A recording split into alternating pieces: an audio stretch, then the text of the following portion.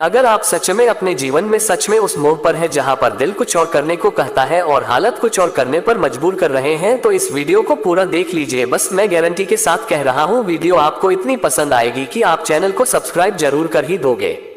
एक बार एक वैज्ञानिक ने एक टिड्डे को पकड़ा और उसे अपनी आवाज पर छलांग लगाना सिखाया।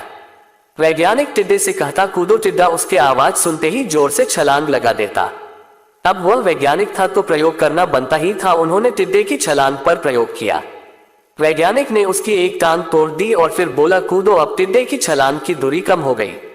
वैज्ञानिक ने उसकी दूसरी टांग तोड़ दी और फिर बोला, कूदो। टिड्डे की छलांग और कम हो गई। अब तोड़ी गई उसकी तीसरी टांग, फिर छलांग की दूरी और कम हो गई।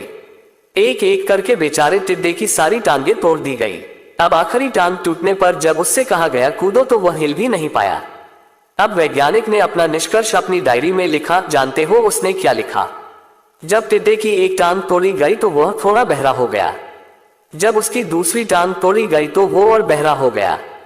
हर टांग टूटने के साथ वो और बहरा होता गया और सारी टांग टूटने के बाद वह बिल्कुल बहरा हो गया। अब जोर जोर से चिल्लाने का भी उस पर कोई असर नहीं हुआ। वो तो अपनी जगह से हिला तक नहीं, छलांग लगाना तो दूर की बात थी। इस कहानी को सुनकर सभी को ऐसा ही लग रहा है ना कि क्या मूर्ख वैज्ञानिक था, इतनी सीधी सी बात उसे समझ में नहीं आई।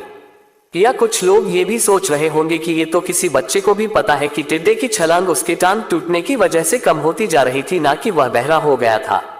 दोस्तों, हम सभी जीवन में कई बार ऐसे ही मूर्ख बन जाते हैं। कई बार जीवन में दो घटनाएं एक साथ ऐसे घटती है कि उनका एक दूसरे से कोई संबंध होता ही नहीं, फिर भी ऐसा लगता है कि गहरा संबंध है।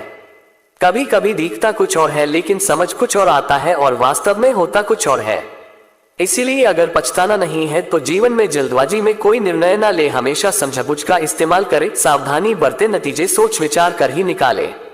दोस्तों, आपको मोटिवेशन की आग पर ये छोटी छोटी कहानियां और सीख कैसी लग रही है? सूरज चौधरी की कहानी।